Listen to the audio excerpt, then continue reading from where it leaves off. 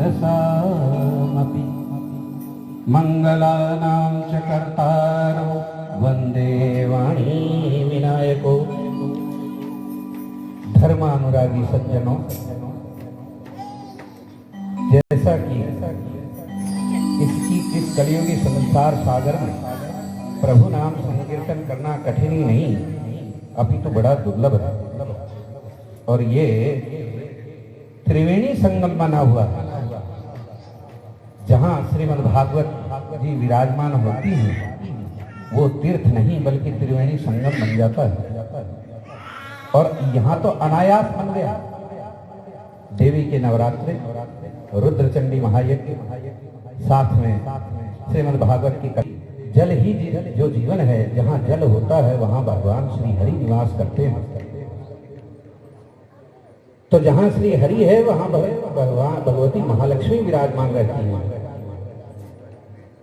NHPC के तत्वाधान में BGS, SGS, Soma, JV, Sharp, Jio private limited की ओर से समस्त आए हुए श्रीमद् भागवत सप्ताह पंडाल में सज्जनों का हार्दिक स्वागत एवं अभिनंदन करते हैं।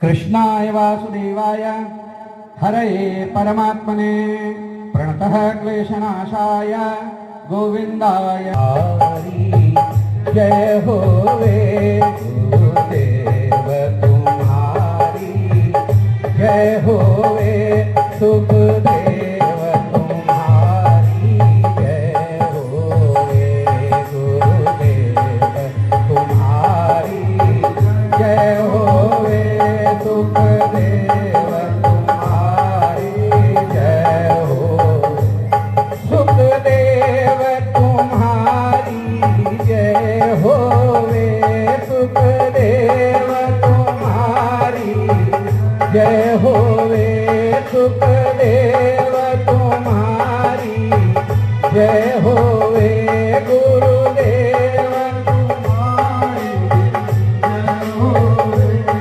गुरुदेव तुम्हारी, जय हो वे गुरुदेव तुम्हारी, जय हो वे सुखदेव तुम्हारी, जय हो।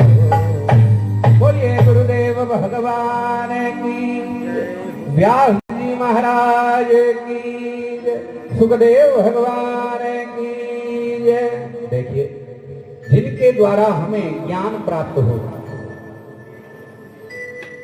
उनको हम वंदन करें, उनके प्रति हम श्रद्धा रखें, क्योंकि बिना श्रद्धा के ज्ञान की प्राप्ति नहीं हो सकती है। श्रद्धावान लभते ज्ञानम, अश्रद्धया भूतम तत्तम। सरस्वत्यै नमः।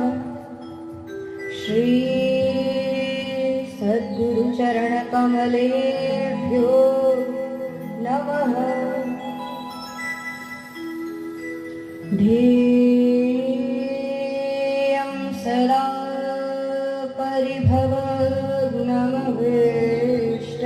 परिभवग्नमवेष्टदोहं तीर्थास्पदं शिवविरञ्चिनुतं शरण्यं भृत्या अस्ति स्वस्तरुणीकराग्रविगलन् कल्पप्रसूनाप्लुतम् वस्तु प्रस्तुत वेणुनादलहरी निर्वाण निर्व्याकुलम्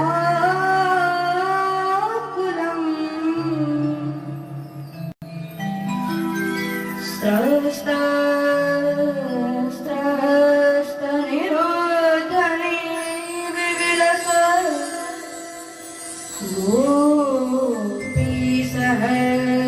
गोपीसहस्रावृतम् तीर्थास्पदं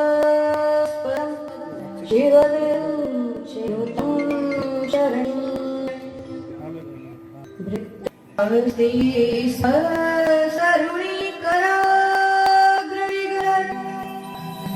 कल्पप्रसूनमाप्लुतम् वस्तु प्रस्तुत वेणुनादलहरी निर्वाणनिर्वाकुलम् स्रवशास्तनिरोधने विविलसत् गोपीसहस्रावृतम् हस्तन्यास्तनतापर्णमखिलो भारं किशोरापतम् कृष्णत्वदीयपदकरपिन्दराम्। गंधर्वजन पंडाल परिसर में परीक्षित स्वरूप विराजमान रमेश जी, सतीश राम कुमार गोयल जी,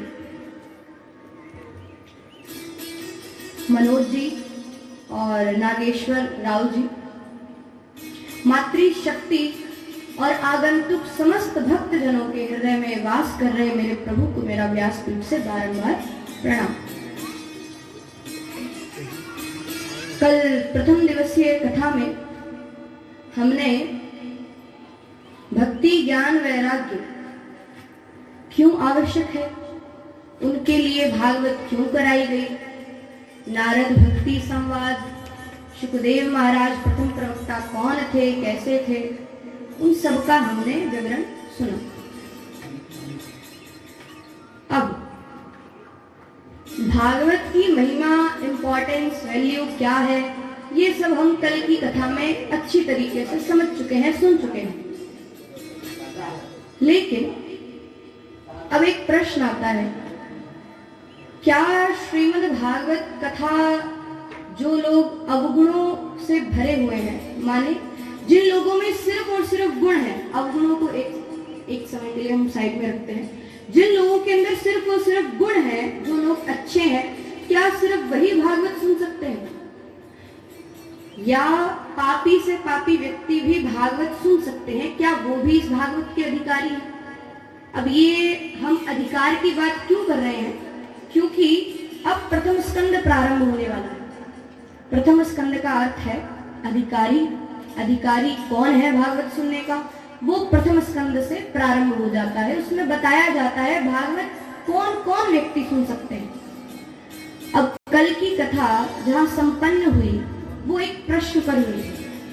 वो ये प्रश्न था कि नारद जी सनकादि ऋषियों से प्रश्न करते हैं कि आप ये बताइए कि भागवत कौन कौन सुन सकता है और भागवत कैसे कैसे लोगों की मुक्ति करवा सकती है। तो इस प्रसंग में सनकादि ऋषि उन्हें कथा सुनाते हैं, जिसके माध्यम से आप सभी को पता चलेगा कि कैसे कैसे व्यक्ति भागवत को सुन करके मुक्त हो सकते हैं।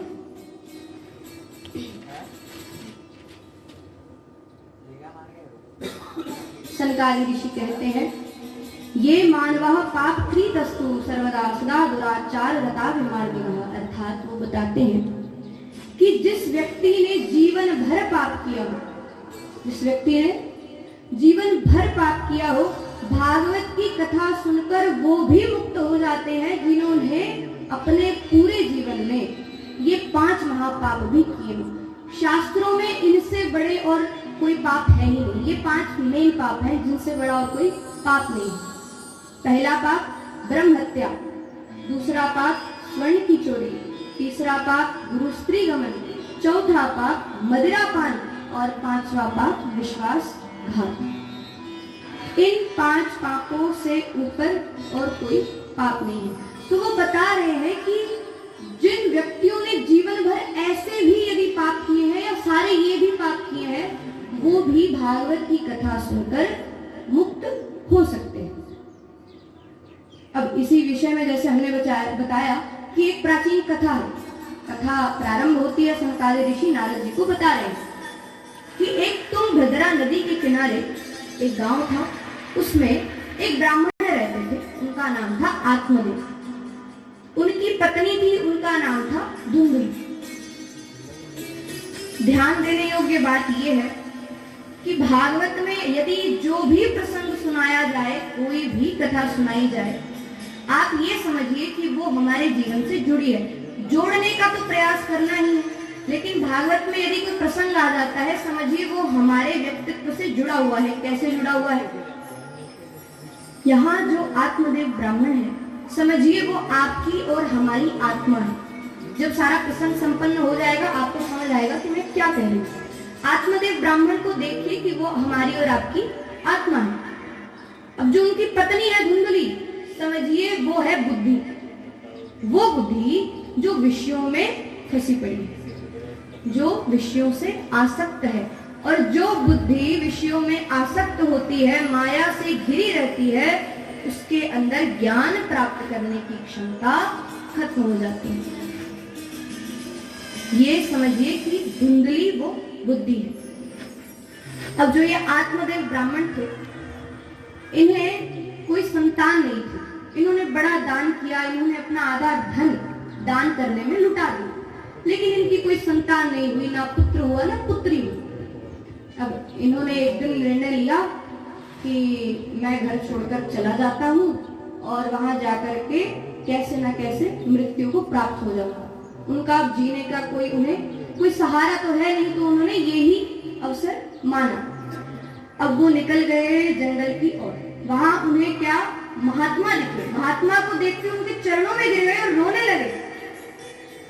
अब महात्मा ने पूछा, ब्राह्मण है, रो रहा है, क्या बात हो सकती है? पूछा, कथम रोदिषु विप्र। अरे ब्राह्मण, तुम क्यों रो रहे हो, क्या बात है? आत्मदेव ने कहा, भगवान ने सब कुछ दिया, लेकिन संभालने वाला नहीं दिया। पिंड दान कौन करेगा, वंश नष्ट हो जाएगा।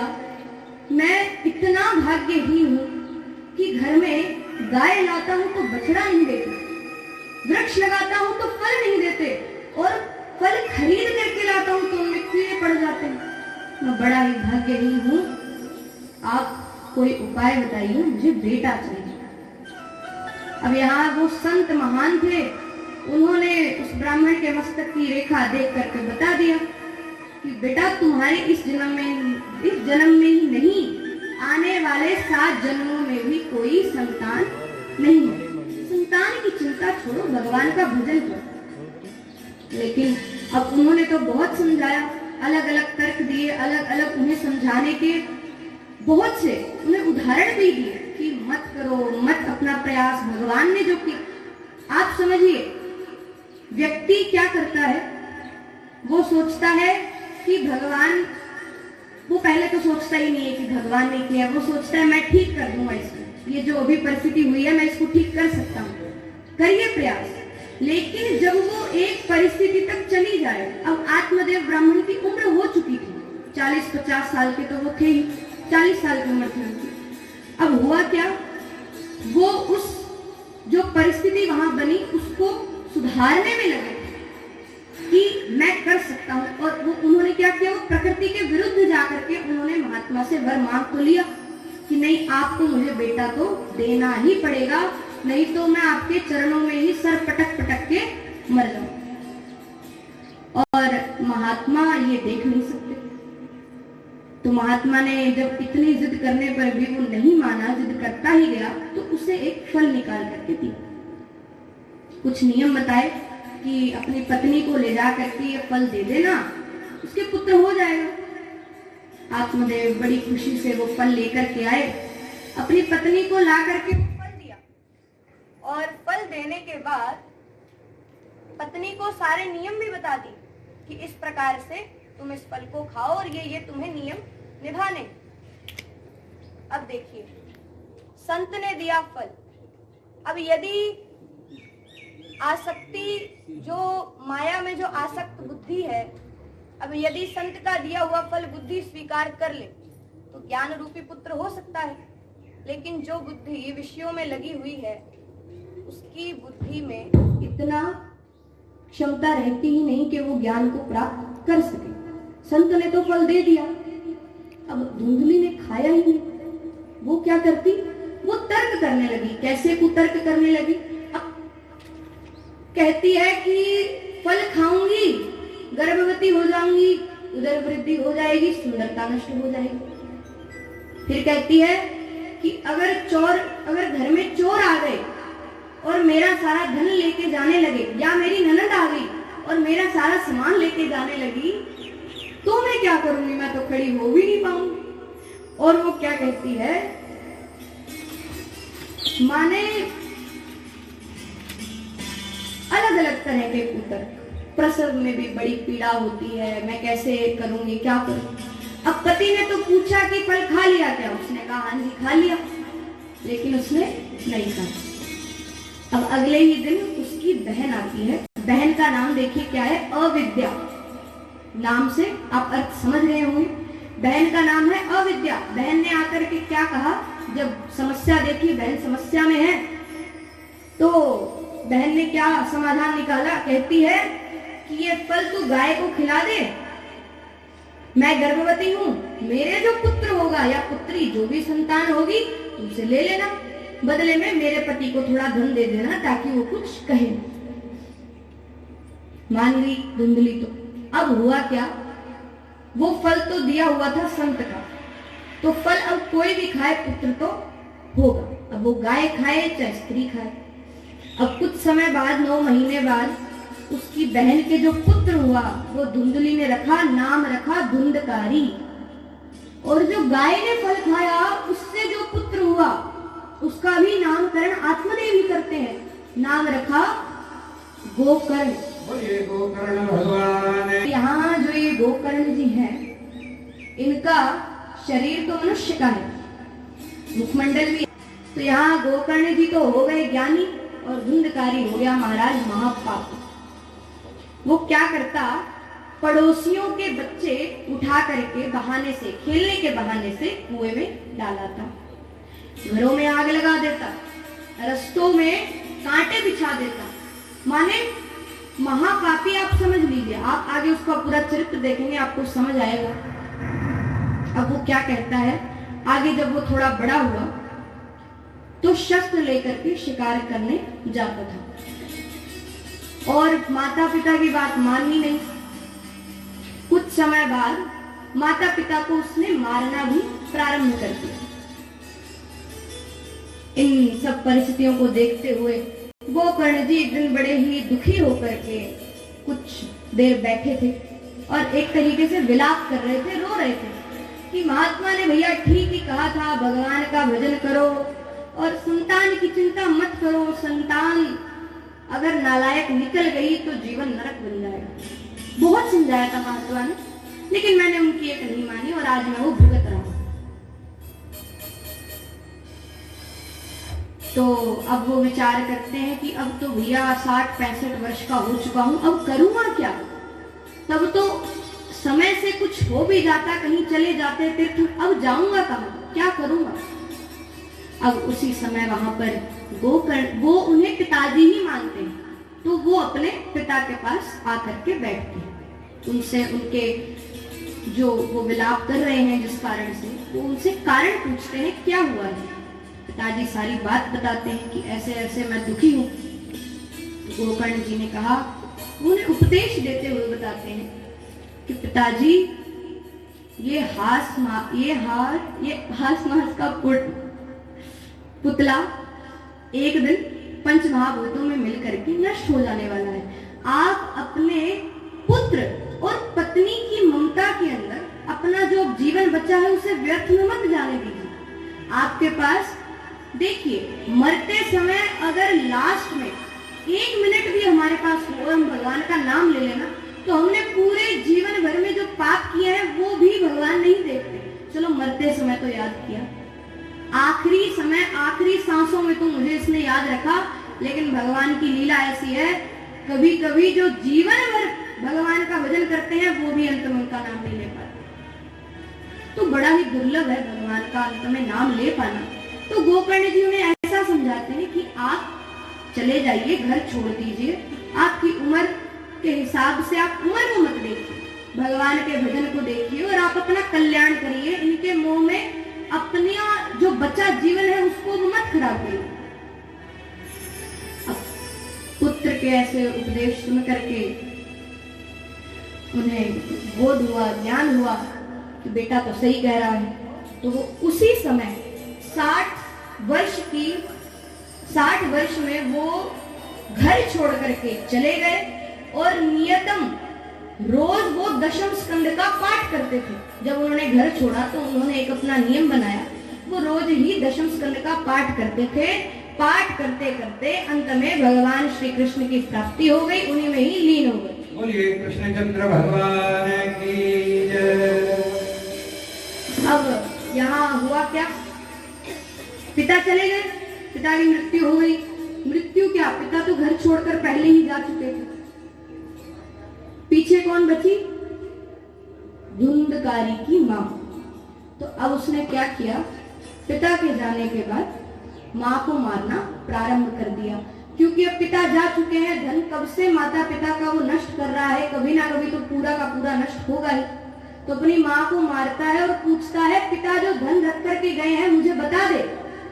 मां के साथ अत्याचार करता और मां उससे तंग होकर के कुएं में गिरकर मर गई। मां की मृत्यु हो गई, पिता की मृत्यु हो गई। अब बचे हैं गोकर्ण और धुंधकारी, ये दो व्यक्ति अब उस घर में बचे हैं। धुंधकारी ने क्या किया, माता पिता का धन तो सारा नष्ट पहले ही कर चुका था, लेकिन अब उसने घर में 5 वेश्याएं लाकर भी रख ली। गोकर्ण जी जो थे वो तीर्थ करने गए हुए थे, माता पिता घर में थे नहीं। उसने क्या किया, 5 वेश्याएं घर में ला करके रखी। अब थोड़ा और इस बात पर ध्यान दें, कथा के प्रारंभ में मैंने आपसे कहा था कि ये सारी कथाएं हमारे और आपके जीवन से जुड़ी हुई हैं। तो जो ये 5 वेश्याएं धुंधकारी लेकर के आया है, ये 5 वेश्याएं कौन है, ध्यान दीजिए। ये 5 वेश्याएं हमारी 5 ज्ञान इंद्रियां हैं। ज्ञान इंद्रियों का अर्थ क्या हुआ, शब्द, रूप, रस, गंध और स्पर्श। ये 5 क्या करती हैं, व्यक्ति इन 5 की पूर्ति के लिए ही पाप कर्म करता है और अंत में ये 5 ही इसका जीवन नष्ट कर देती हैं। कैसे कर देती हैं, सबसे पहले शब्द, व्यक्ति अच्छा सुनना चाहता है।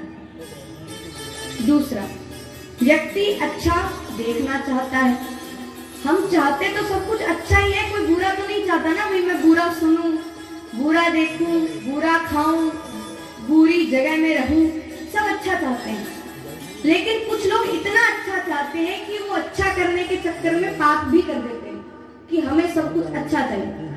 तो क्या, अब जो ये 5 इंद्रियां हैं, व्यक्ति क्या करता है, अच्छे के चक्कर में उसकी जो निर्वाह करने की क्षमता होती है, निर्वाह माने क्या, कि जीवन में कैसी भी स्थिति आ जाए। देखिए, धन संपत्ति के विषय में हम देखें, धन का कोई समय निश्चित नहीं है, आज आपके पास है कल नहीं होगा। तो जो व्यक्ति कैसी भी स्थिति में निर्वाह करना जानता है, उसका तो जीवन हर क्षण आनंद में ही निकलेगा। लेकिन जो नहीं जानता, उसके लिए तो दुविधा होगी, क्योंकि उसकी तो ये 5 इंद्रियां अपने कंट्रोल में तो है नहीं, वो तो सब कुछ बढ़िया चाहता है। अच्छा, जब एक लीडर होता है, उसके नीचे 5 लोग काम करते हैं, लीडर से है, तो वो जो 5 लोग उसके नीचे काम करते हैं वो हमारी बात भी मानेंगे, क्योंकि हमारी मित्रता उसके हेड से है, उसके लीडर से। इसी प्रकार ये जो 5 इंद्रियां हैं, इनका अगर हमें पता लग जाए हेड कौन है, कौन इन्हें मेंटेन कर रहा है, कंट्रोल कर रहा है, और हम उससे मित्रता कर ले, तो हमारा काम तो हो गया। सुनने में आसान है, करने में आसान नहीं है। इसका हेड कौन है, इन 5 इंद्रियों का जो मेन, जो इन्हें कंट्रोल करता है, वो है हम। अब मन यदि आपके बस में है तब तो ठीक है भैया, नहीं तो पाप कर्म बढ़ते ही चले जाए।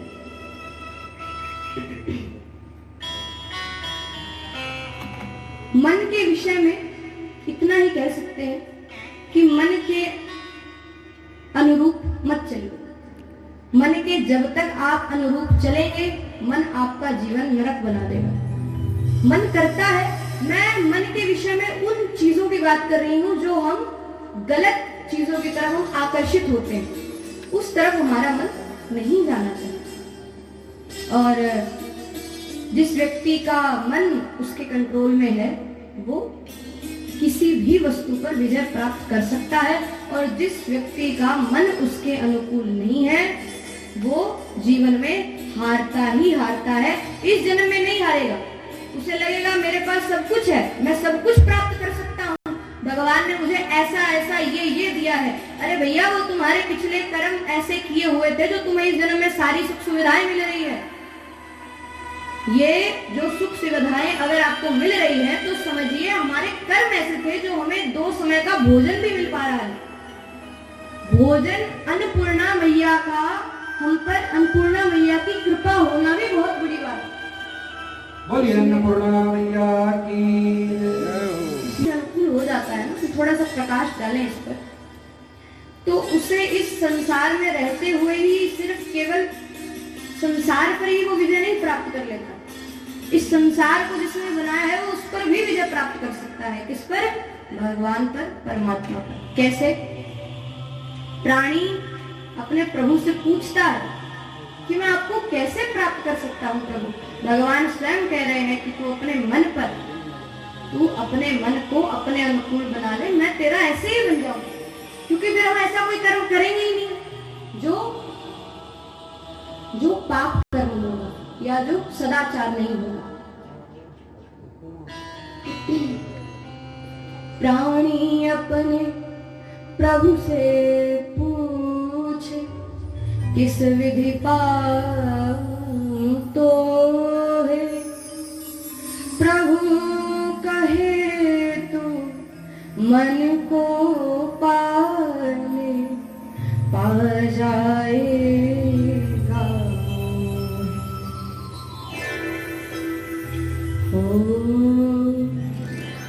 तोरा मन दर्पण कहलाए, तोरा मन दर्पण कहलाए। क्या समझे आप? तोरा मन दर्पण कहलाए। दर्पण माने शीशा, मिरर। आपका जो मन है वो आपका मिरर है एक तरीके से। मिरर कैसे है? आप अंदर से जैसे होंगे ना, आपका रूप वो दिखा देगा, आपका व्यवहार दिखा देगा। आपका व्यवहार भी अगर आप छुपा सकते हैं तो आपके कर्म तो बता ही देंगे कि आप कैसे व्यक्ति हैं। क्योंकि कुछ लोग एक्सपर्ट होते हैं चीजों को छुपाने में, लोग अपना व्यवहार भी छुपा सकते हैं, कर्म छुपा सकते हैं, लेकिन एक तेज जो संत होते हैं ना, संत, वृंदावन में जाइए कभी, वहां पर जाकर के देखिए संतों के चेहरे पर ऐसा तेज है, हमारा पता लग जाता है व्यक्ति का मन कैसा है। लेकिन कुछ है रूप भी छुपा सकते हैं, लेकिन उनके व्यवहार और कर्म नहीं छुप सकते। इसलिए क्या कह रहे हैं? वो तोरा मन दर्पण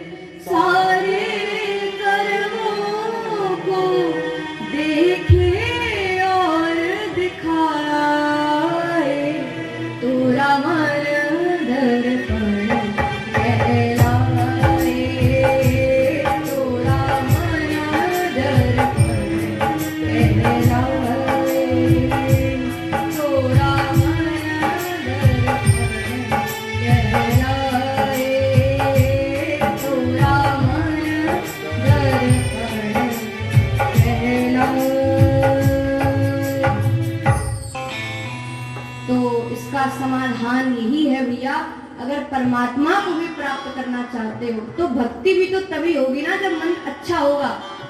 मन अच्छा नहीं होगा, भक्ति कैसे करेंगे? आप लोगों के मन शुद्ध है तभी तो आप यहाँ बैठे हो। ऐसे ही कैसे बैठ सकता है कोई? भगवान की कृपा के बिना कहाँ कोई भागवत में कदम भी नहीं रख सकता है। ये भी बहुत बड़ी हम पर कृपा है। इसलिए अपने मन को शुद्ध रखें। मन शुद्ध कब होगा? जब हमारा अंतःकरण, हमारे कर्म शुद्ध होंगे, हमारा व्यवहार शुद्ध होगा। आप पाप से ऐसे दूर होते चले जाएंगे। आप एक कदम बढ़ाइए भगवान की तरफ, भगवान 100 कदम बढ़ाते हैं। एक कदम तो बढ़ाइए। एक दिन हमें थोड़ी दिक्कत हो सकती है अगर हम कोई पाप देखिए। पूरा दूध का धुला तो कोई नहीं है, सब पाप करते हैं, सबके द्वारा पाप कर्म होते हैं। बस फर्क इतना है, कुछ बड़े पाप करते हैं, कुछ छोटे पाप करते हैं। तो छोटे पाप और पाप तो पाप है। पाप तो कोई छोटा कर रहा है चाहे बड़ा कर रहा है, पाप तो पाप है। लेकिन यदि ऐसा कोई पाप है जिसका निवारण होना जरूरी है तो कोशिश करिए, थोड़ा विचार करें तो सही। आप सोचते हैं हम तो ऐसे ही रहेंगे, तो फिर आपका ये जन्म नहीं बनेगा तो अगला जन्म नरक बन जाएगा, इसमें कोई संदेह नहीं है। अब क्या होता है? नरक बन जाएगा, है ना? तो ये जो धुंधकारी है इसके साथ भी यही हुआ। क्या हुआ? धुंधकारी ने जो 5 वेश्याएं बुला करके रखी है घर में, 5 वेश्याएं ला करके जो धुंधकारी ने रखी हैं, अब उनकी इच्छा पूर्ति के लिए धन तो चाहिए, कुछ तो करना पड़ेगा। पिता जा चुके हैं, उनका सारा धन नष्ट हो चुका है, तो क्या करेगा वो? चोरी करेगा। 5 की इच्छा पूर्ति के लिए पाप किया, चोरी की। अब उनकी इच्छा पूर्ति के लिए और पाप, लोगों को मारना, लोगों का धन चुराना इत्यादि अनेकों पाप उसने किए। अब वेश्याएं जानती है कि ये चोरी करनी इसने प्रारंभ कर दी है। एक दिन उसने क्या किया? वो बहुत सा धन चुरा करके लेके आया। वेश्याओं ने सोचा, विचार किया कि यदि राजा को पता चल गया कि ये इतना धन चुरा करके लेके आया है तो हम भी इसके साथ पकड़े जाएंगे, हमें भी इसके साथ जाना पड़ेगा। तो अब यदि आप वेश्याओं की तरफ से देखें, जैसा हमने बताया, हम इन 5 इंद्रियों के अंडर में रह करके पाप कर्म करते हैं और फिर ये लास्ट में हमें नष्ट कर देती हैं। यहाँ ये 5 वेश्याएं यही कर्म करेंगी। क्या करेंगी? सारा धन उसका चुरा लेंगी और उसे मार देंगी। क्या वो शराब पी के सो ही रहा था? उन्होंने निर्णय तो कर ही लिया था कि इसे मार ही डालना है और धन चुरा करके भाग जाना है। वो शराब पी के सो रहा था, गले में उसके फंदा बांधा और लटका दिया। वहीं नीचे कच्ची जमीन थी, उसको वहां गाड़ करके जमीन में और उसको दफना दिया। और दफनाया उससे पहले उसके मुंह में एक लकड़, जिसके अंगारे ही अंगारे लगे हुए हों, उस अंगारे वाली लकड़ी से वो अपनी मां को मारता था। उन वेश्याओं ने क्या किया? उस लकड़ी को उसके मुंह में और उसके मुंह में और अंगारे भर दिए और उसे दफना करके उसकी अकाल मृत्यु हो गई और वो तो भाग गई। प्रेत बन गया, पापी तो था ही, इतने बड़े महापाप उसने किए, पापी तो वो था ही, प्रेत बन गया। अब यहाँ महाराज घर में अब कोई नहीं है, गोकर्ण जी आए हैं तीर्थ से। अब देखा है तो महाराज हाथी बन करके खड़ा है, प्रेत है, अब कोई भी शेप वो ले सकता है। हाथी बन करके खड़ा है, कभी कुछ बन जाए कभी कुछ बन जाए। अब गोकर्ण जी ने विचार किया, कौन है भैया ये, काहे तंग कर रहा है। उसने हाथ में लिया जल, उन्होंने गोकर्ण जी ने हाथ में जल लेकर के गायत्री मंत्र से उसे अभिमंत्रित करके छींटा मारा। पूछा तू कौन है? तो कहता है अहम राधा तदीयोस्मि धुंधकारी नामतः, मैं आपका भाई धुंधकारी हूँ भैया। आपने बड़ा समझाया कि ये सब तुम्हारे आगे जाकर के साथी नहीं बनेंगे, धन तुम्हारा साथी नहीं बनेगा, तुम्हारा किया हुआ भजन ही तुम्हारा आगे जाकर के साथी बनेगा। लेकिन मैंने आपकी एक नहीं मानी। अब गोकर्ण जी ने उन्हें एक अचंबा हुआ। अचंबा क्या हुआ? गोकर्ण जी कहते हैं, मुझे आते समय रास्ते में तुम्हारी मृत्यु का समाचार मिला था। मैंने गया में तुम्हारा पिंडदान भी किया, तुम्हारी मुक्ति कैसे नहीं हुई? क्या कहता है धुंधकारी? कहता है ऐसे 100 पिंडदान भी कर दोगे तो भी मेरी मुक्ति नहीं होगी। पाप बहुत है, किए भी थे। अब क्या हुआ? गोकर्ण जी ने उसे शांत किया, कहा चलो तुम जाओ, हम सुबह तक कोई निर्णय लेते हैं क्या करना है क्या नहीं करना है, तुम अभी जाओ। गोकर्ण जी ने सारी रात विचार किया क्या कर सकते हैं, लेकिन उन्हें कोई भी समाधान स्वयं से तो नहीं मिला। उन्होंने अगले दिन प्रातः काल उठ करके सूर्य भगवान को जल दिया और उनसे प्रार्थना की कि मेरे भाई की मुक्ति कैसे हो सकती है। तभी आकाशवाणी होती है, श्रीमद्भागवतां मुक्ति सप्ताहं वाचनम कुरु। बोलिए भागवत भगवान की। भागवत महापुराण से मुक्ति हो सकती है। का आयोजन कराया गया और धुंधकारी बेचारा कहाँ आता? प्रेत है, तो वो वहां हवा में तो कहीं रुक नहीं सकता, तो उसने वहीं पर एक बांस का लकड़ था, उसमें आकर के वो प्रविष्ट हो गया, उसमें बैठ गया।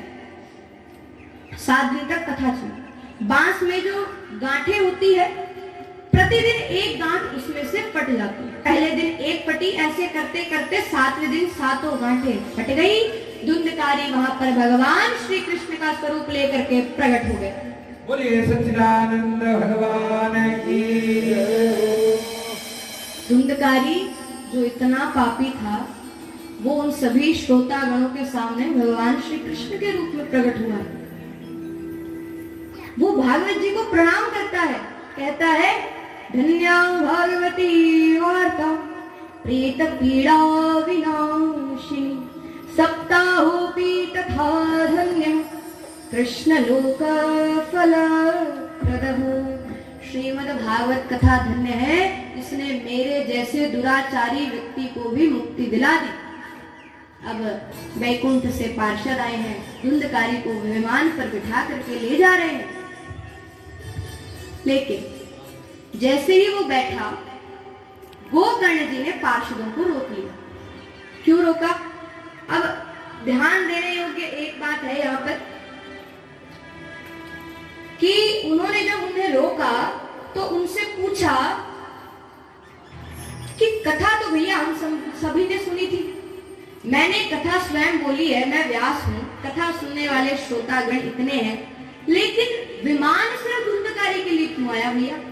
हमने भी हमारे 7 दिन तो दिए हैं। पार्षद क्या कहते हैं, सुनिए ध्यान से।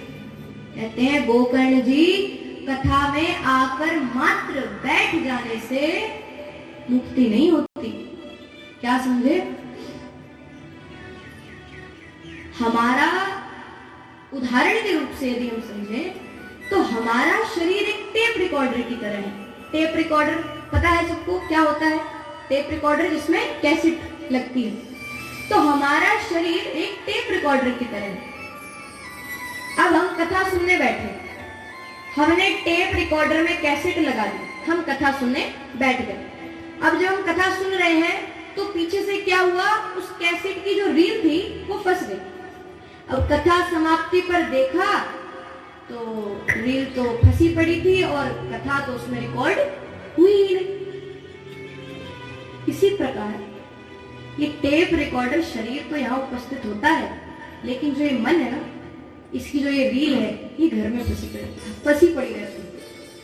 व्यक्ति उपस्थित होकर भी उसका ध्यान घर में होता है।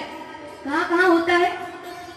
महिलाओं का तो घर में होता है और पुरुषों का ऑफिस में होता है।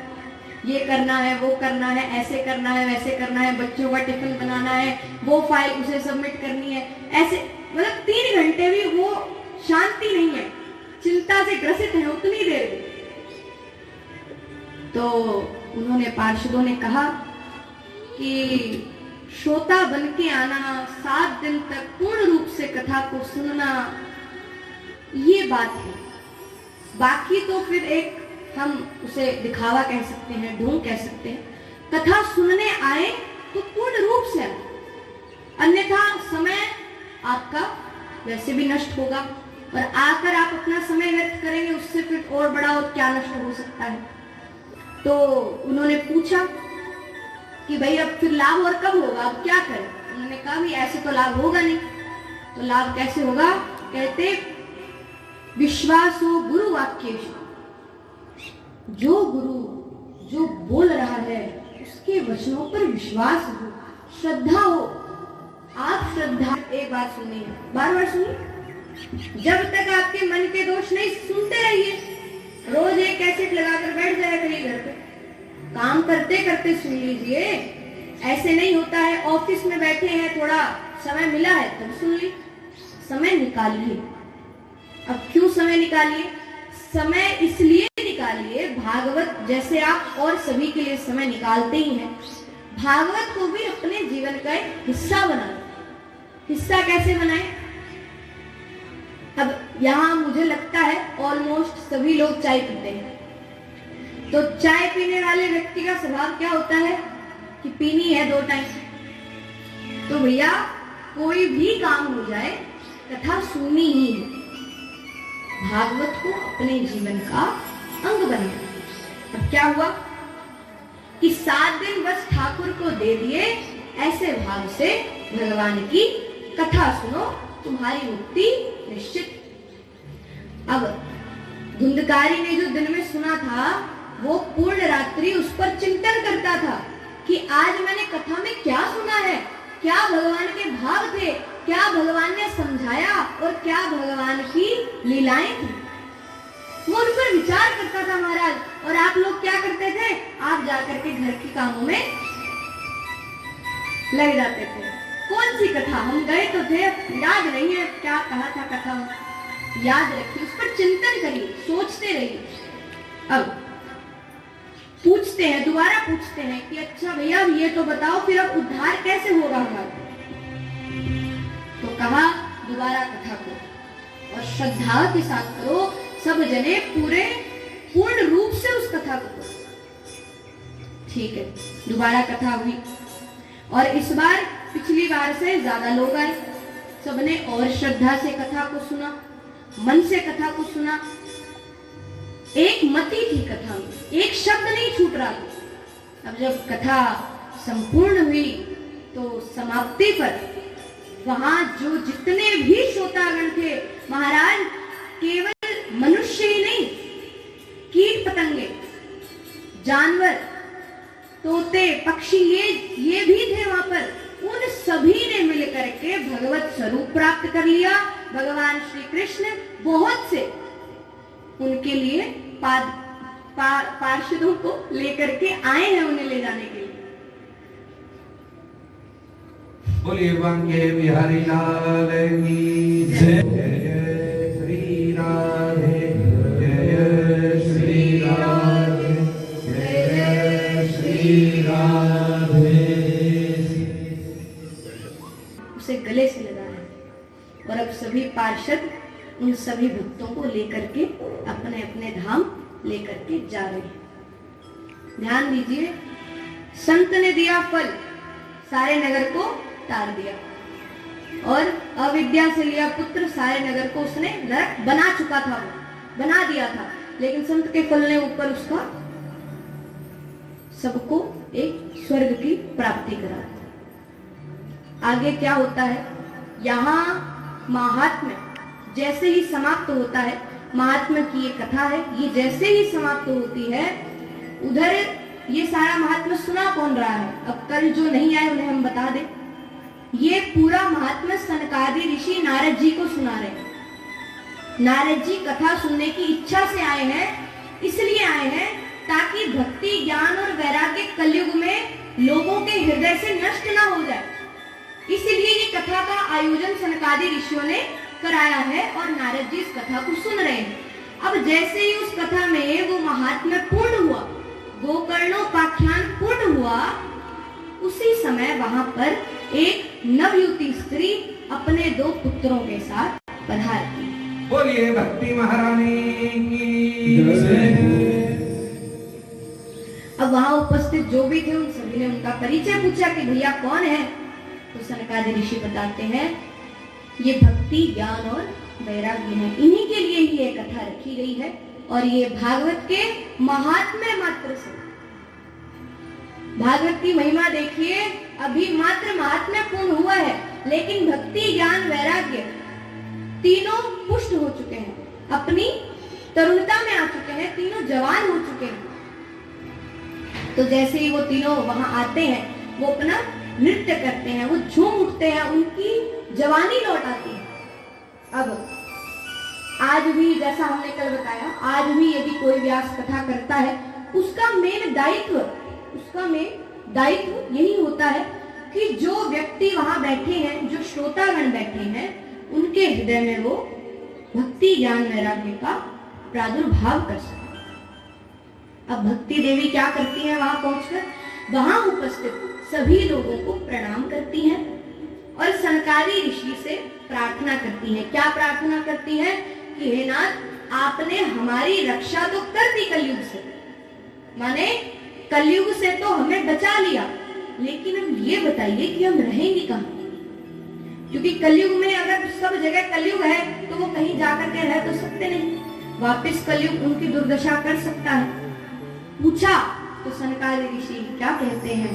कहते हैं, भक्ति देवी, इस कली काल में, इस कलयुग में जो भी व्यक्ति भगवान की एक कथा, भगवान की भक्ति करे, भगवान की कथाओं से प्रेम करे, भगवान की कथाओं को कहने से प्रेम करे, उन सभी वैष्णवों के हृदय में जाकर के तुम बैठो। बोलिए भक्ति महारानी की जय। उसी समय भक्ति, ज्ञान और वैराग्य, भक्ति अपने दोनों पुत्रों को लेकर के सभी श्रोतागणों के हृदय में जाकर के प्रविष्ट हो गई महाराज। अब जैसे ही सभी के हृदय में भक्ति प्रविष्ट हो जाती है, तो पूर्ण सप्ताह विधि पूर्वक परम कल्याणकारी, मोक्ष प्रदान कर देने वाली श्रीमद् भागवत महापुराण का सनकादियों द्वारा प्रवचन होता है। माने महात्म्य पूर्ण हुआ, भक्ति सबके हृदय में प्रविष्ट हो गई। अब 7 दिन तक उन्होंने कथा की, सभी ने कथा सुनी और सातवें दिवस जब कथा संपन्न हुई, संपन्न होते ही वहां पर कौन पधारते हैं? श्री सुखदेव जी महाराज। अब सुखदेव जी जब वहां पर पधारे हैं तो नारद जी ने उठ करके उन्हें सभी ने प्रणाम किया है। नारद जी उनका पूजन कर रहे हैं। पूजन हो जाने के पश्चात सुखदेव जी महाराज वहां विराजते हैं आसन पर और भक्ति महारानी की ज्ञान वैराग्य से युक्त ये श्रीमद् भागवत कथा की एक छोटी सी महिमा कहते हैं। क्या महिमा कहते हैं? कि ये श्रीमद् भागवत महापुराण तो सभी पुराणों का तिलक है, हम सभी वैष्णवों का धन है। हमारा धन क्या है? श्रीमद् भागवत। और देखिए, भागवत की एक महिमा ये भी है कि श्रीमद् भागवत महापुराण का ये जो फल रूपी जो रस है, ये यहीं पे संभव है, पृथ्वी लोक पर ही संभव है। कैसे? भगवान शंकर को भी यहीं आना पड़ा पार्वती मैया को कथा सुनाने के लिए। जो राधा रानी के पक्षी थे, जो सुखदेव जी थे, जिनका यहाँ पर यहीं आना पड़ा कथा सुनने के लिए। अर्थ क्या हुआ? कि ये कथा शिवलोक, वैकुंठ, ब्रह्मलोक, वहां पर भी इसका फल मिलना बहुत मुश्किल, बड़ा दुर्लभ है। तो अब यह कथा अमृत दुर्लभ तो है ही।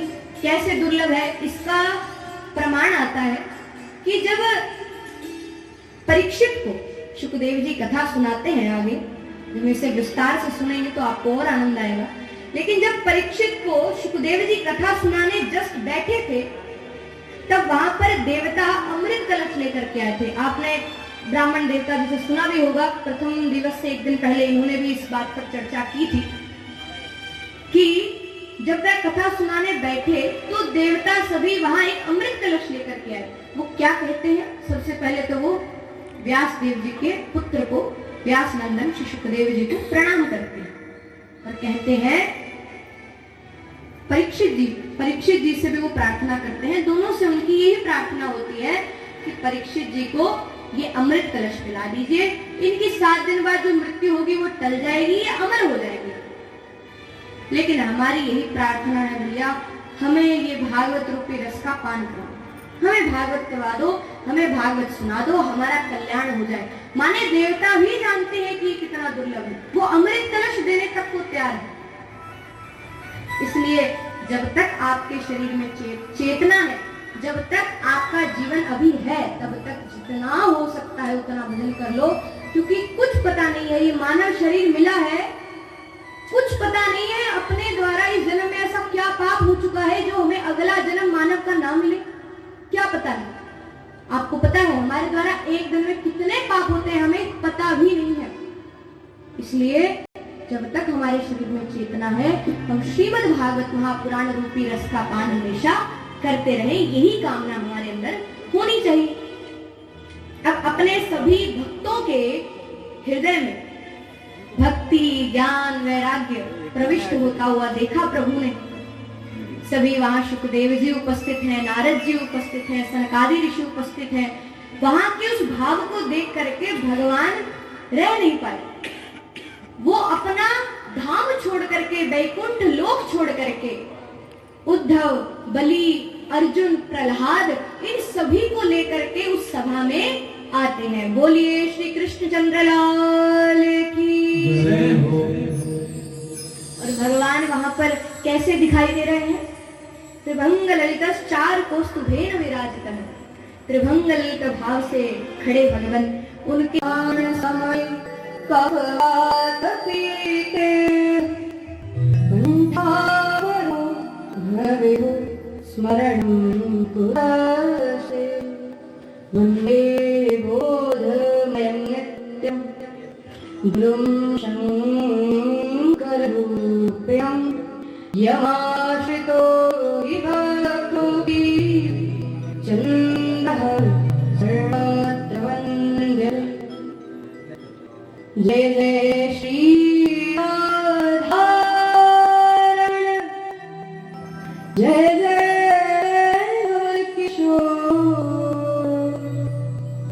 देवोपी चित चोर प्रभु, जय जय माखन चोर, जय जय माखन चोर, जय जय माखन चोर। श्रीमद् भागवत महापुराण की, व्यासनंदन श्री सुखदेव जी महाराज की, श्री राधारमण लाल की।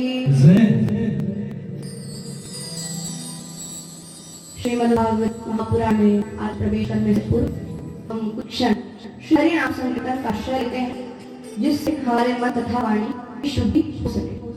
तो आइए आप लोग भी हरि नाम संकीर्तन में सम्मिलित होकर अपने मन तथा वाणी को शुद्ध करें।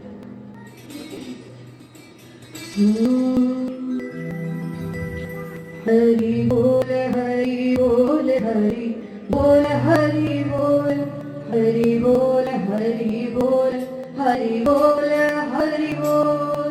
मुकुंद माधव गोविंद बोल, केशव माधव हरि हरि बोल। मुकुंद माधव गोविंद बोल, केशव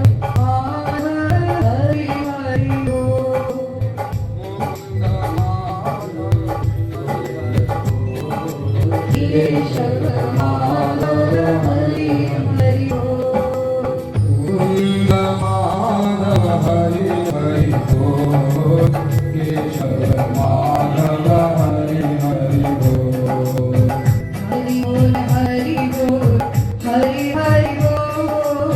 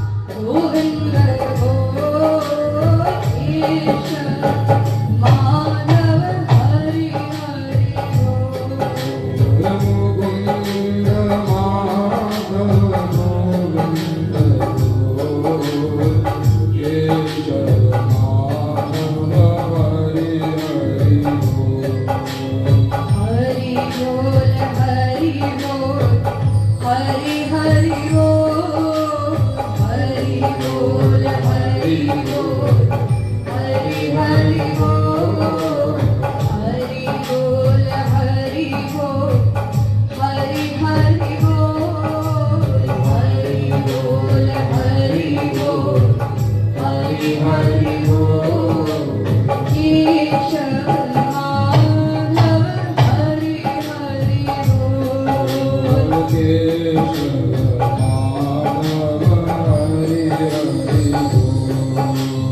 मुकुंद माधव गोविंद बोल केशव माधव हरि हरि बोल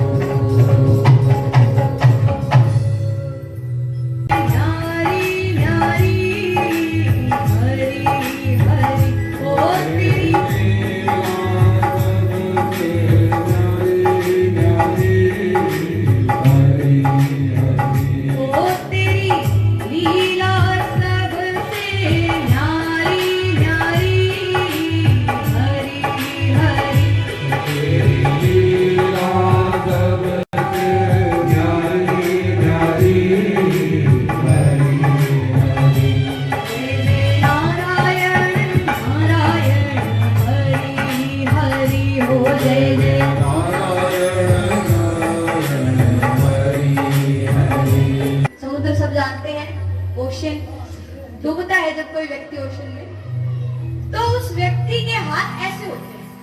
कैसे होते हैं? दिखाओ। कैसे होते हैं? ऐसे होते हैं। और ऐसे क्यों होते हैं? ताकि दूर तक अगर उसकी आवाज कोई सुन भी ना पाए, देखकर तो समझ जाए कि उसे मदद की जरूरत है। बोल भागवत भगवान की जय। तो भैया भगवान तक आवाज नहीं भी जा रही है तो हाथ खड़े करके उन्हें बोलो, पकड़ लो हाथ बनवारी, नहीं तो डूब जाएंगे। पकड़ लो हाथ बनवारी, डूब जाएंगे। पकड़ लो हाथ बनवारी, नहीं तो डूब जाएंगे।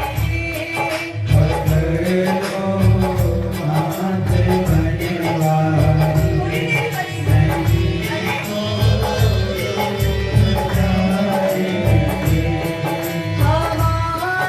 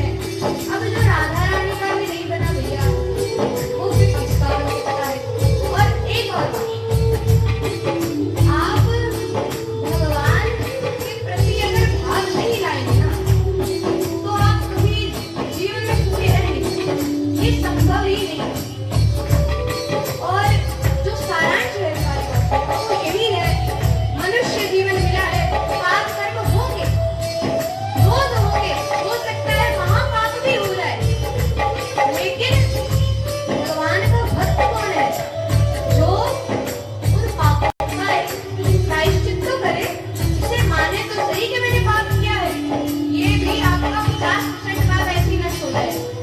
प्रायश्चित करिए, धीरे धीरे आगे तो बढ़िए भैया, समझ रहे हैं? आपके अंदर अवगुण है, आपने अवगुण अपने आप पाले हैं, अब उन्हें पूर्ण रूप से नष्ट नहीं कर सकते, किंतु उन्हें कम करने का प्रयास है। निश्चित रूप से आपका जीवन सुखी बन जाएगा। सारी बातों का सारांश यही है, आप में अगर अवगुण भी है महाराज, भगवान आपको स्वीकार कर लेंगे, स्वीकार कर लेंगे, स्वीकार कर लेंगे। बोलिए भागवत भगवान। जब सुखदेव जी यह श्लोक सुनते हैं तो महाराज उन हरि ने सुखदेव जी महाराज का चित्त भी हर लिया। हरि का अर्थ क्या होता है? जो हर लेता है। क्या अर्थ होता है हरि का? जो हर लेता है। अरे उन्होंने सोचा बालक जरा जाके पूछ, तो जैसे ही उनके पास पहुंचते हैं तो पूछते हैं कि भाई कौन है, किनकी बात तुम कर रही हो, किनके श्लोक है ये? और बड़े प्यारे श्लोक हैं, थोड़े से हमें और सुना दो, हमारी बड़ी इच्छा है। ये भगवान का भक्त होता है ना, उसकी एक खासियत होती है, आप पहचान जाएंगे कि भगवान का भक्त है। कैसे? वो भगवान की जब परिभाषा सुनता है या उसने भगवान का कहीं नाम, एक आपको गुण पता लग जाएगा। जब भगवान का नाम आता है ना, तो उसका सिर से लेकर उसके पैर तक वो आपको चेंजेस दिखेंगे कि ये भक्त है भैया। वो अपने अंदर भगवान का जो उसके अंदर प्रेम है वो उसको रोक ही नहीं पाता। और लोग नृत्य क्यों करते हैं, क्यों नाचते हैं? हम जब वृंदावन जाते हैं, वृंदावन में हमने देखा है लोग ऐसे नृत्य करते हैं जैसे, अब कुछ तो संकोच करते हैं मैं जानती हूँ, लेकिन जो लोग सच में भगवान के लिए, आप ये मत सोचिए ना कि हमें और कोई देख रहा है, ये भाव ही गलत है। यहाँ भागवत है, यहाँ ठाकुर जी, हम अगर नाच भी रहे हैं तो किसके लिए नाच रहे हैं? ब्याह शादियों में तो सभी नाचते हैं भैया, भगवान के लिए नाच लोगे तो वैसे ही बेड़ा पार। लेकिन नाचता कौन है? हम इसको एक पॉजिटिव इंपैक्ट से अगर देखें, कौन नाचता है? जिसके अंदर वो प्रेम की जो धारा है उससे कंट्रोल नहीं हो पाती। वो कहता है बस भैया भगवान ये जो गा रहे हैं बस अब मैं इसमें झूम जाऊं भैया। तो इसलिए ये भक्त का गुण होता है। यही सुखदेव जी के साथ हुआ। उन्होंने वो जैसे ही भगवान की, जहाँ भक्त कीर्तन करे,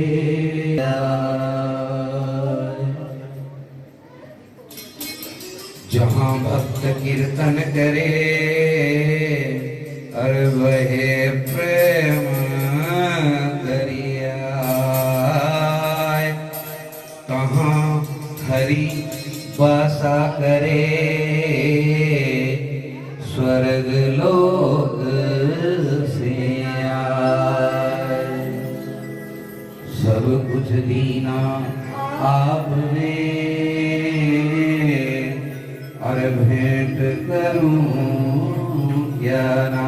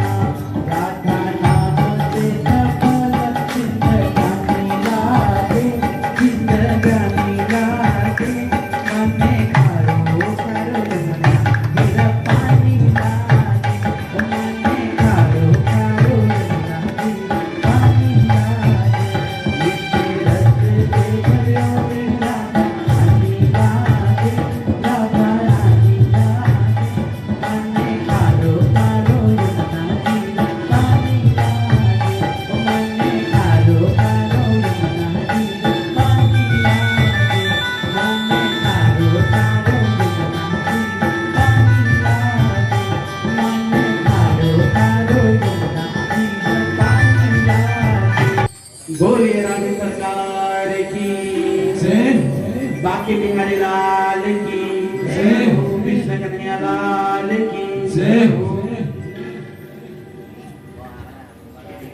हाँ जी, अब ऐसे अलौकिक कीर्तन को देखकर भगवान प्रसन्न हुए और अब उन्हें क्या कहते हैं कि कोई वर मांगे।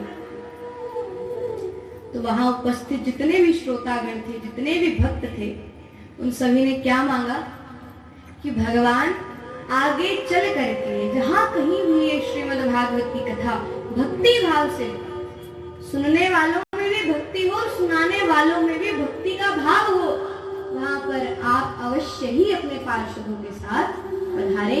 यही हमारी कामना है। बोलिए लक्ष्मी नारायण भगवान की जय। देखिए, भागवत की कथा भगवान श्री कृष्ण के लिए निमंत्रण है और वो अवश्य आते हैं। आप केवल श्रद्धा और विश्वास से सुने, इन्हीं की मान्यता है। क्योंकि श्रद्धा विश्वास नहीं होगा, अब जैसे दुर्योधन के सामने भगवान श्री कृष्ण खड़े हैं, लेकिन वो मानता ही नहीं कि भगवान है, तो कहाँ का पाएगा। और धन्ना जाट भक्त को यदि आप जानते हैं तो उन्होंने पत्थर में भगवान को मान लिया था और भगवान उसमें प्रकट हो गए। तो सारी बात यहाँ पर श्रद्धा और विश्वास की है। कथा सुनते समय आपका मन, आपकी वाणी, व्यवहार और भाव पवित्र होने चाहिए। बस इतना ही आपसे भागवत मांगती है। बाकी श्रद्धा विश्वास रखिए, एकाग्रता से कथा को सुनिए ताकि हरि चित्तम समाश्रय, हरि हमारे चित्त में आकर के विराजमान हो जाए। और जब हरि हमारे चित्त में विराजमान हो जाएंगे, उसके पश्चात जो प्रसन्नता हमें प्राप्त होगी वो शब्दों में तो व्यक्त नहीं की जा सकती, लेकिन वो मात्र इस जन्म के लिए नहीं, लेकिन मृत्यु के बाद भी वो जो भाव हमें मिलेंगे वो अविस्मरणीय रहेंगे, उन्हें आप भूल नहीं सकते।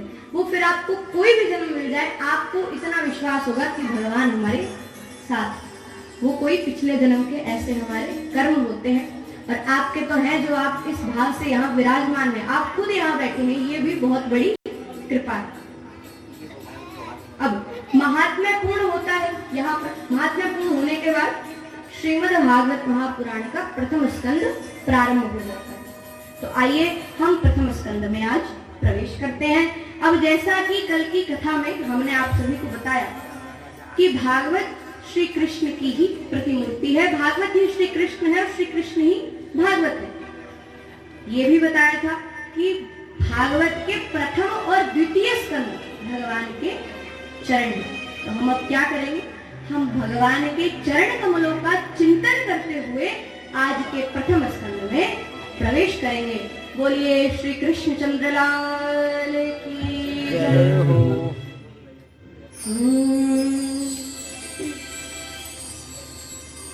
आप सभी को ये ध्यान रखना है कि जब कथा में प्रवेश किया जा रहा है, कथा आरंभ होने जा रही है और भगवान के चरणों का हम चिंतन कर रहे हैं, तो हमारे हृदय रूपी कमल पर उनके चरणों का हमें ध्यान होना चाहिए।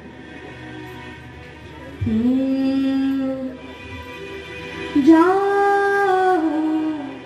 तोरे चरण कमल पे वारी, जाओ तोरे चरण कमल पे वारी। जो भी शब्द बोले जा रहे हैं, आप जब तक उन्हें एक भावनात्मक तरीके से नहीं देखेंगे आपको आनंद नहीं आएगा। आप ऐसा महसूस करिए कि हम भगवान से ऐसी प्रार्थना कर रहे हैं, क्या जाऊं तोरे चरण कमल पे वारी, मैं जाऊं तोरे चरण कमल पे वारी, जाऊं तोरे चरण कमल पे वारी, मैं जाऊं तोरे चरण कमल पे वारी।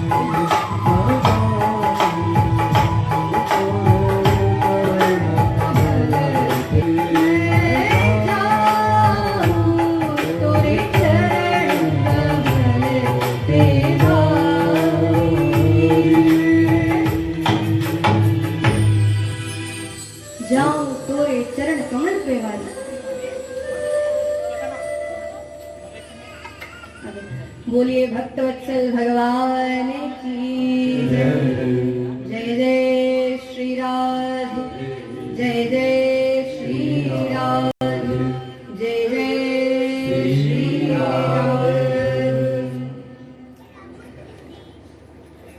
जन्माधस्य यतोऽन्वयादितरतः चार्थेष्वभिज्ञः स्वराट् तेने ब्रह्महृदायादिकवये मुह्यन्ति सूरयः तेजो वारिमृदा यथा विनिमयो यत्र त्रिसर्गो मृषा धाम्ना स्वेन सदा निरस्तकुहकं सत्यं परं धीमहि। बोल श्री सत्यनारायण भगवान की जय। व्यास जी ने अब यदि यहाँ कृष्णम परम धीमहि हो जाता तो ये ग्रंथ सिर्फ वैष्णवों का हो जाता और संप्रदाय के लोग इसे नहीं पढ़ पाते, सिर्फ वैष्णव जन ही इसे पढ़ पाते। लेकिन हमारे नंद नंदन के लिए तो उनके सभी भक्त एक समान हैं। और भैया ये तो मुक्ति का विषय है। मुक्ति हमारा धर्म हमारी जाति नहीं देखा करती। जब मृत्यु का समय आएगा तो मुक्ति ये नहीं देखेगी कि आप किस धर्म के हैं, किस जाति के हैं, आपने धन कितना कमाया है, आपने यश कितना कमाया है, उसे इन चीजों से फर्क नहीं पड़ता। मुक्ति क्या है? मुक्ति भक्ति की दासी। तो मुक्ति क्या करती है? मुक्ति आपके कर्म देखती है, आपने क्या कर्म किए हैं, आपके अंदर ऐसी क्या कैपेबिलिटी है जो आप मुझे लेने के सामर्थ्य आप में इतना है कि आप मुझे ले सकते हैं। इसीलिए सत्यम परम धीमहि, ईश्वर एक है और वो सत्य है, और श्रीमद् भागवत महापुराण सत्य का ही ग्रंथ है। हमारे प्रभु की ही वांग में एक प्रतिमूर्ति है। तो आप अब सभी नेत्रों को बंद करें और उनका ध्यान करें।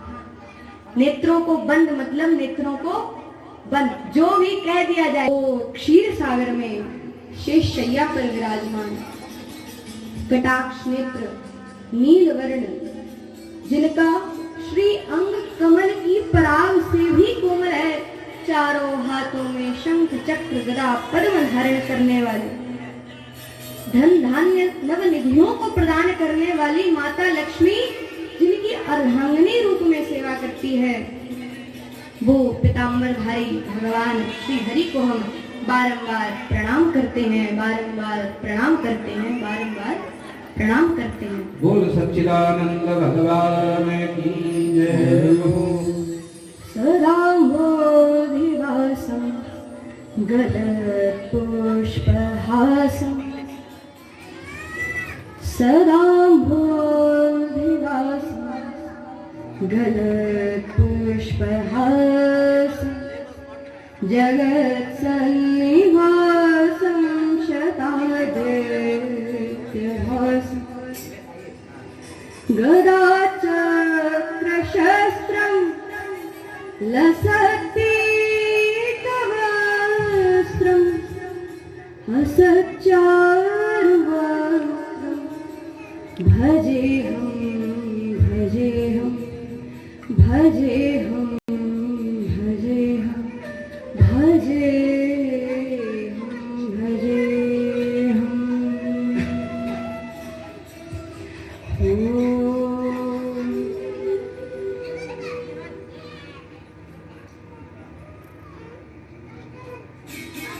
अभी जो कुछ पंक्तियां हम बोलेंगे उन सभी को समझना ज्यादा है, वो समझने योग्य पंक्तियां हैं, भाव भी लेने हैं लेकिन उन्हें समझना भी है।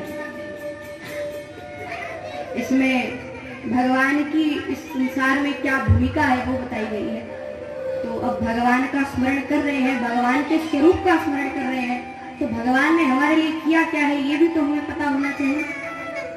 भगवान है कैसे? कण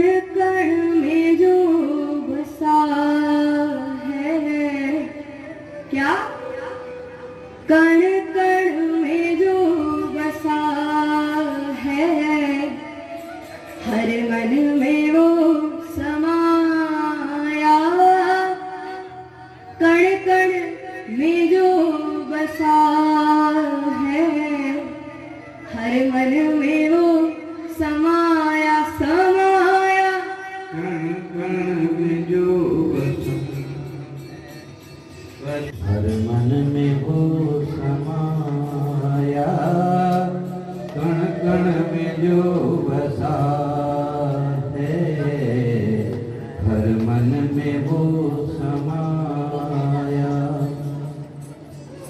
कण कण में जो बसा है, हर मन में वो समण में जो बसा है, हर मन में वो समाया, उसकी उपासना ही, वो उसकी उपासना ही कर्तव्य है बताया, कण कण में जो बसा है, हर मन में वो समाया, कण कण में जो बसा है, हर मन में वो समाया, समाया।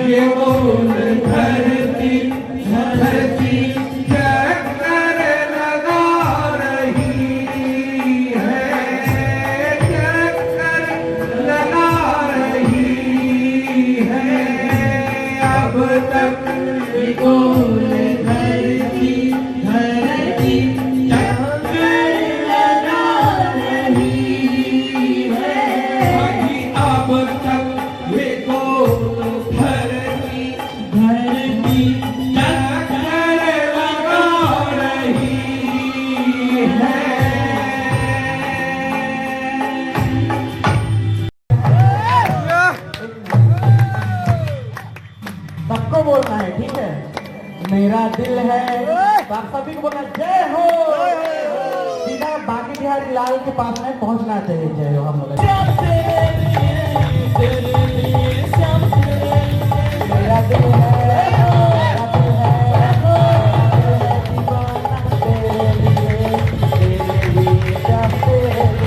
मेरा दिल है दीवाना तेरी।